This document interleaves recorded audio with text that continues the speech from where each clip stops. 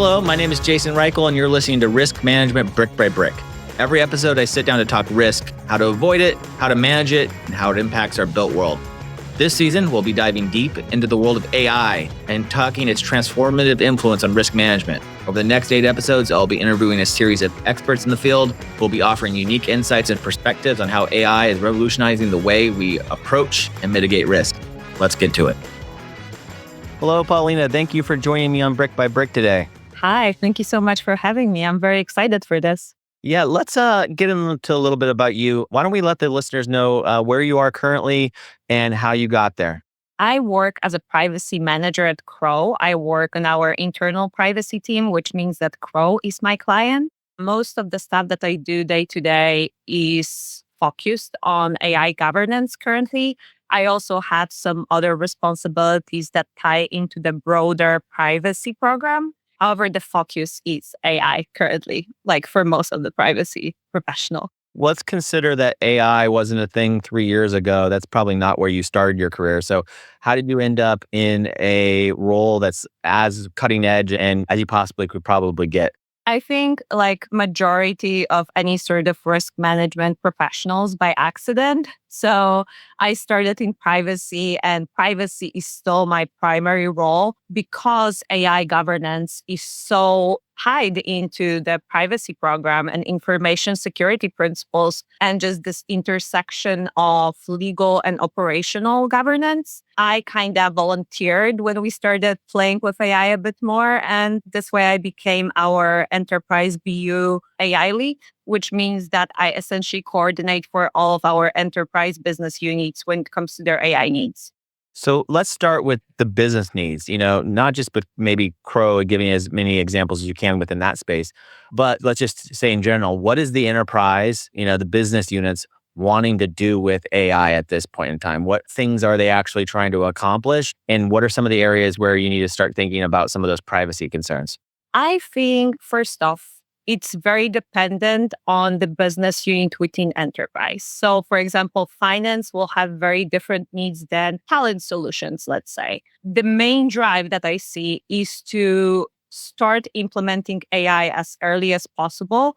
However, with ensuring that we have proper risk management principles. So I will give you a few examples what people are doing, what I see in my work, but also just talking with the privacy professionals across the board. One of the things that a lot of people are doing, they're developing their own custom GPTs that they use for their day-to-day work. So for example, if I work in a contract review and during my contract review, I reference multiple policies or I have a different set of notes that I always reference back, it's very easy to take all of this knowledge base, just put it in the GPT and craft it to help you being more efficient in your work. So these custom GPTs, that's sort of the first thing that came out was how do we build this on our knowledge base? And so those are those custom GPTs you see going out.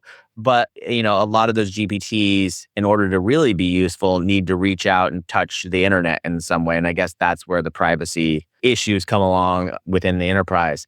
How are you deciding on what tools to use? What sort of frameworks do you recommend for looking at this problem? So I will say in general, having a very strong program that governs use of your vendors. So for example, when we review our vendors, we have previously determined our risk tolerance, which means that, for example, when we're looking for our LLM provider, we're going to look at their security measures that they employ. We're going to look into contractual provisions. So we're going to make sure that, let's say, OpenAI is not training on our confidential information. We're going to look into their reputation. How long have this company been operating on the market? We've got multiple level reviews that actually focus on evaluating a vendor prior to onboarding that vendor. And I think that process in itself is part of very effective AI governance.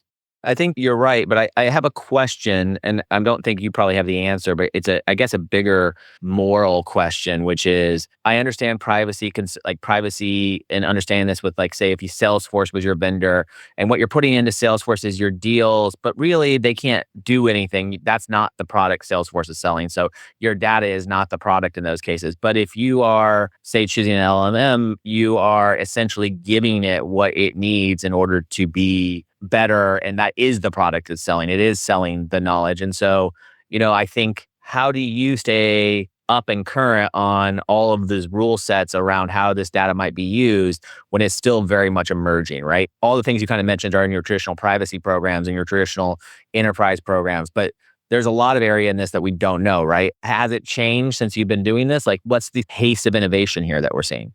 So I will say the pace of innovation is super fast.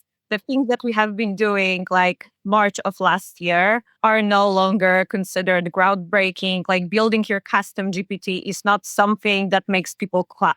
Like this is just a baseline. People just assume that you're going to be able to automate some of those manual processes in your work. So now we're talking about the multi-agent flows. We're talking about some more advanced technologies.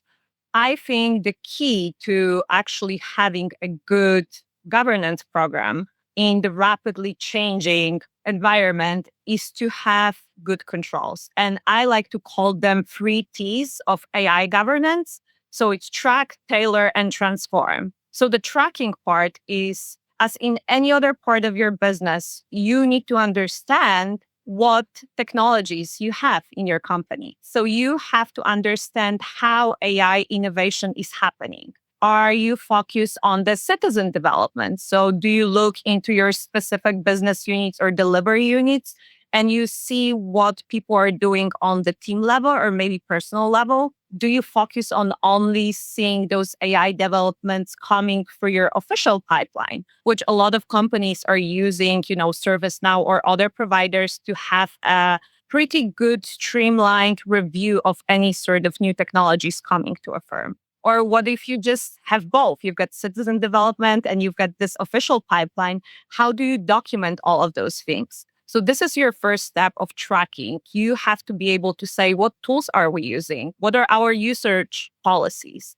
Do we understand how our people are using technology? And if we don't have a better understanding, can we nominate like AI champions in every BU or delivery unit? So the tracking part is your foundation for building the program.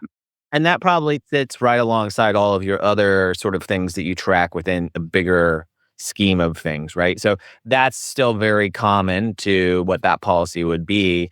I think the hard thing there that you just mentioned, if we can just double click on it, is the champion piece, because how do you govern your champion's acumen with this really new emerging technology, right? It's not a tool, it's not a tool set that I think you would expect, your head of sales to always be on the cutting edge of and understand, right? So it is a little confusing, I think, when I'm talking out there in the field about who could those champions be, because a lot of the people who are advocating for it are advocates, but they really can't champion it because they can't stay up with the pace of innovation.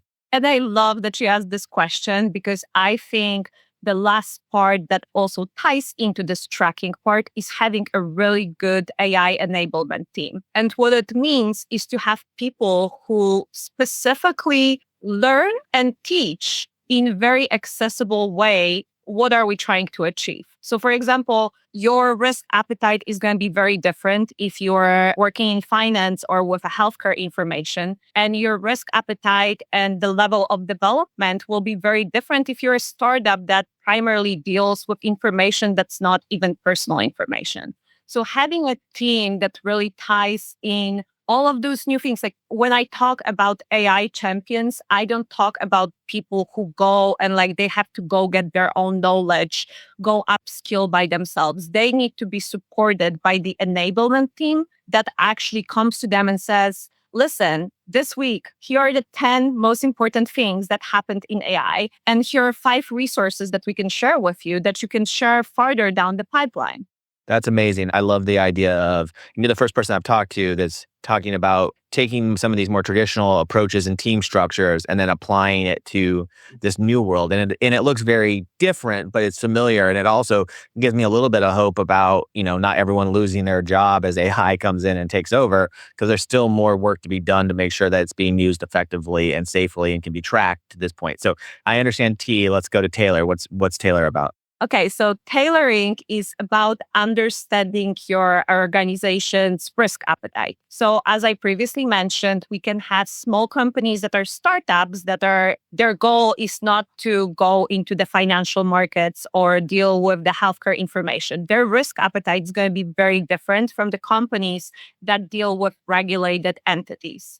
I will say that tailored frameworks should be something that people considered first. And what I mean by saying tailored framework is you should not go and look at NIST AI framework if you're a small company that does not process a lot of PII and you don't really develop your own large language model. If you are just adding a layer, you don't really need to invest as much money into being compliant with a framework that's established for kind of different purpose. Let's be honest. So I would say let's avoid adopting overly stringent frameworks designed for high-risk AI system if they don't align with your actual risk profile. And then a second piece of that Tailor approach is, for me personally, very important piece, which is vendor evaluation. I talked about it a little bit previously. So for any organization that is utilizing third-party AI solutions, and I think at this point it's 90% of companies, you should focus on fully assessing vendors' compliance with relevant standards and regulations. So this ensures that the external tools meet your internal risk and compliance criteria. Man, that's cool. Yeah. So yeah, I totally understand that. So when you're tailoring that, when you're selecting the vendor, are you using a standard set or a custom set that's been tailored to the business unit or to the corporation? Like, where is that tailoring of the vendor selection coming in? And is there a set of standard things that you would expect that you need to get answered? So obviously this going to be different by the size and risk profile. However, I will say a few things that we always look at is how long has the vendor been established? Are there any pending lawsuits, reputational risks, things like that? What are the information security standards that they follow? Do they have SOC 2? What are their privacy principles? Can we modify our contracts with said vendor to include provisions such as please do not train on our data, right? So there's like a set of questions that we run our vendors through. However, I know that there's a lot of third-party vendor assessment providers. OneTrust has one of the tools. There's a few others.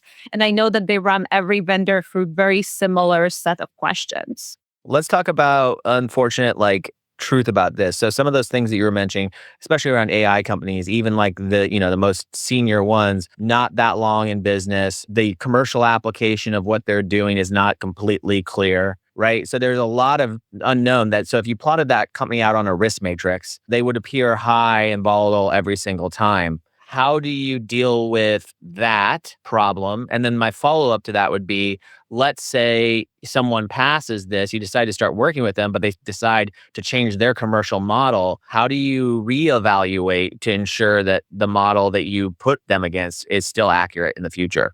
Absolutely. So again, this goes back to the contractual provisions that you have in place. Most of the contracts that I was involved in negotiation of, we try to include provisions that ensure that the AI provider will not change the terms of our agreement. Like this is a standard for any other contract that we review. Like if you sign a contract and a provider says that they only process information and store information in the US, if they come back and say we're actually moving our data centers to China, that's going to be, breach of contract potentially. So I think having a very strong contractual provisions is something that can protect you. And then to answer to your first question, the way to mitigate the risk, because yes, I do agree that most of the AI vendors are high-risk vendors, is to see whether you can just use high-risk vendors on the information that's not high risk. So for example, if you see a technology that can help you with certain areas of your business, try to use the high risk technology with low risk data. Yeah. So if I wanted to use AI to help me write marketing messages from that creative or that risk is lower because the information is not really sensitive versus if you're trying to figure out some kind of trend on all of your usage, as an example, if you're a software company or something. Absolutely. Amazing. Okay, so let's take on Transform. So I got Track, I got Tailor. I really like looking at these traditional sort of risk frameworks onto the world of AI. So that makes sense. So what are we looking at when we talk about Transform? So when we're talking about transforming, and this is not going to be anything groundbreaking because this is the basic of any sort of privacy and governance program. So AI governance is not a one-time setup, but rather an ongoing process that requires continuous attention and adaptation. So to maintain and evolve with your AI governance program, you should focus on the cultural integration. And what I mean when I say cultural integration is fostering a culture that would encourage meticulous documentation and also adherence to the risk management principles. So this would involve training and empowering employees to recognize and report on the potential risk. Obviously, this piece should also include training your employees on the innovation. If innovation is something that you want to be focused on, create that space by enabling your employees to create new things. And this where the enablement team comes. So if you have a dedicated team or just like a one team member that keeps current with all of the AI developments and can keep the whole workforce engaged and up to date, that adds immense value to this whole process. And then you also have to do regular reviews. You should periodically assess all of your AI systems to ensure that they remain compliant. You have to check your regulations. Nowadays, I think right now in March of 2025, we've got more than 800 bills in various US states that talk about AI. So that's a very fast changing environment. And finally, there's just one piece into that, which is the stakeholder engagement. So I would recommend engaging a diverse stakeholders team, which should include your developers, your legal, technical, operational teams, marketing, talent solutions in this governance process to ensure that you actually understand what people are doing across the firm. Now, I want to be clear. Yeah, 90% of enterprise does have someone within the company trying or using AI. I think I read something like only like 35% of companies have a AI governance and policy put in place, and it's in its infancy. So a lot of the things you're talking about, I don't really know if organizations have been able to make that transformation internally on their own, right? Yet. Now, I have no doubt that that will happen. But when you are talking about some of these champions and roles and executive buy-in, stakeholders, I keep thinking about my friends in the insurance industry who work at a carrier who their leader has zero interest in using any of these technologies. Their experience with them is at the Today Show level, sort of what Chat GPT can do, right? What do you say to those kind of organizations led by those kind of people who are not really taking this seriously? I mean, like with any sort of innovation, it's either you hop on a train or you get left behind. So every organization eventually has to adapt. Right now is the age of AI, and we're only going to see more advanced technology. If you are not able to adapt on this very basic level, maybe you just need organizational changes. And I think, to be honest, not everyone is ready to hop in full on the AI train. And I think that's when this talk about enablement and showing how AI technologies are not this scary thing that's going to come and replace you is something that should be done more often. Yeah, I really think that the change management, and I work in tech and I'm a CRO in a tech company. So for me, maybe we have a higher tolerance for software changing, technology changing. I'm a technologist. But I have to think that at some point, if you're not making these plans, if you're not getting your organization ready, it's some sort of derelict of leadership duty. There needs to be looked at as a failure, not an option. It would be like if I didn't want to use cell phones to communicate to someone. It doesn't actually make sense. It's not up for debate.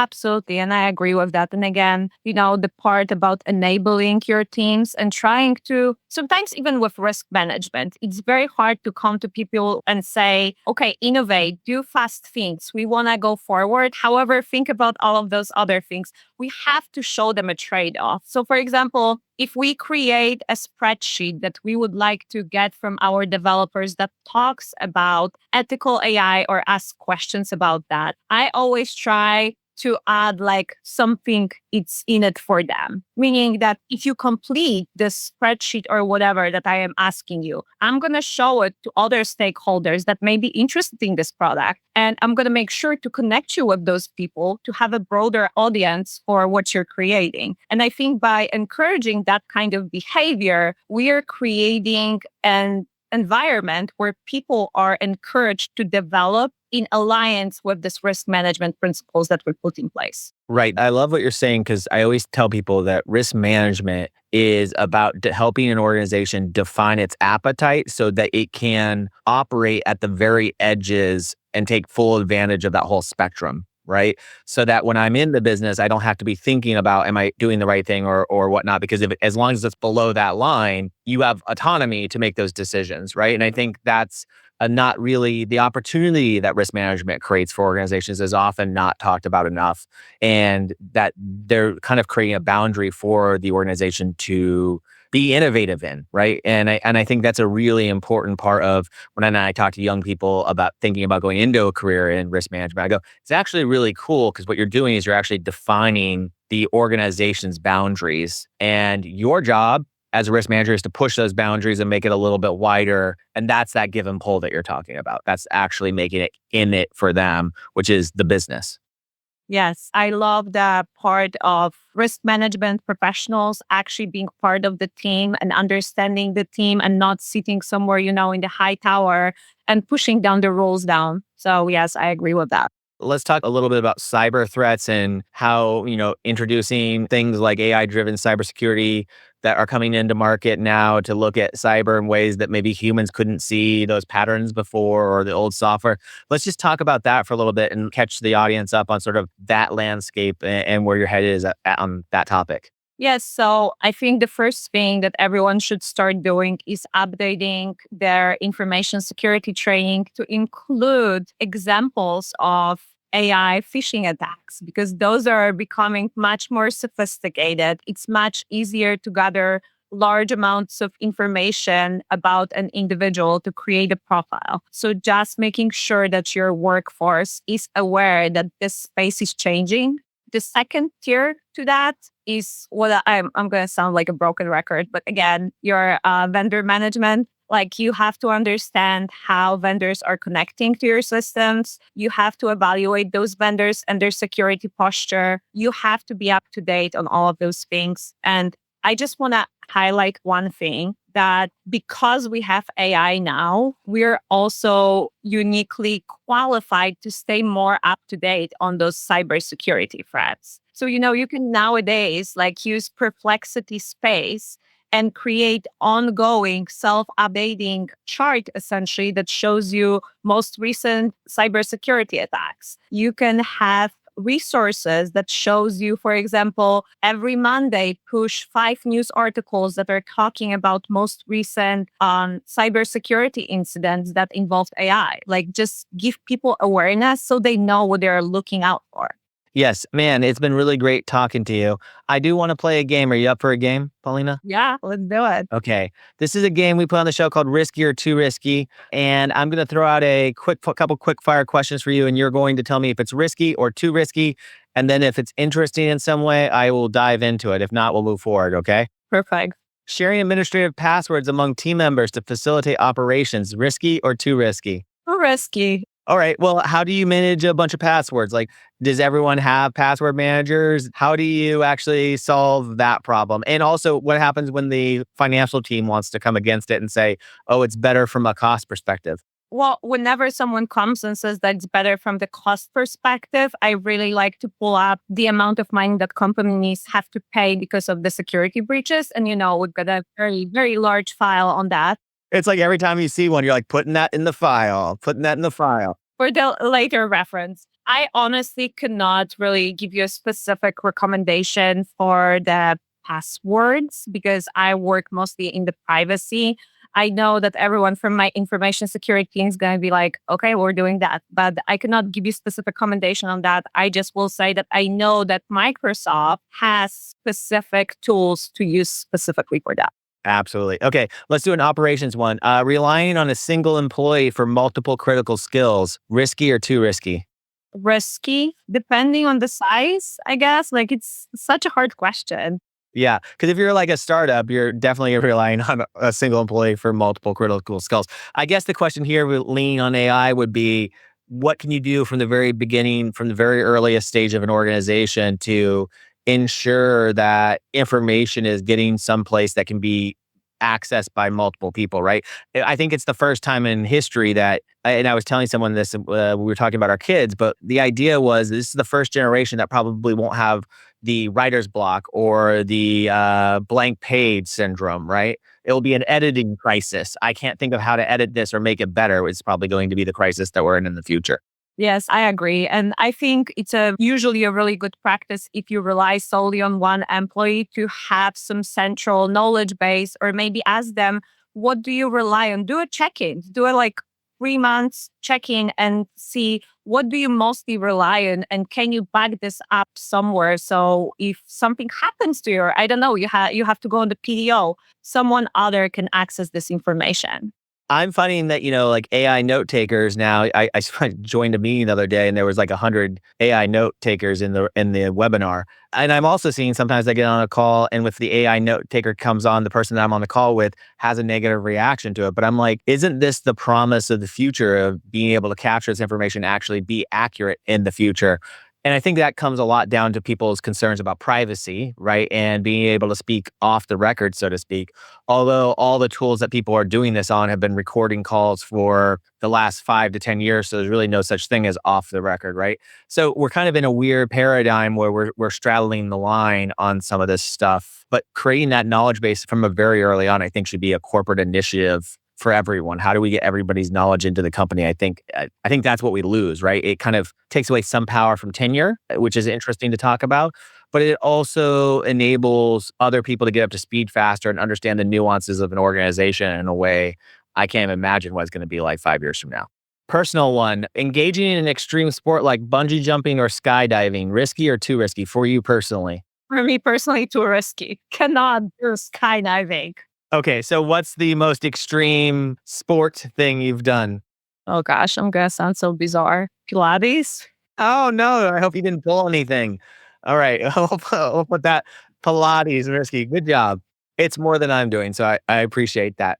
Hey, Paulina, it was really great having you on Brick by Brick. I really appreciate it. One last question. What's a piece of advice you would give to someone thinking about coming into risk management or into your world that you wish that you would have had when you started your career? Only enter this field if you can stay curious and if you like learning new things and learning essentially new languages. Because when you speak with legal, you speak different language. And then you go and speak with developers and you speak a different language. And then you go report to stakeholders and you have to take all of those languages and translate that into something that's comprehensible. So stay curious. I love curiosity is definitely key. And also if they then say, well, then I'm not interested in those things, maybe you don't want to be friends with them anyway. So thank you for joining me. I hope to see you at a conference and catch you next time. Thank you so much. Risk Management Brick by Brick is brought to you by TrustLayer. Find out how TrustLayer manages risk so that the people can build the physical world around us. Head over to trustlayer.io. And then make sure to subscribe to Risk Management Brick by Brick on Apple Podcasts, Spotify, or wherever you get your podcasts. On behalf of the TrustLayer team, thank you for listening.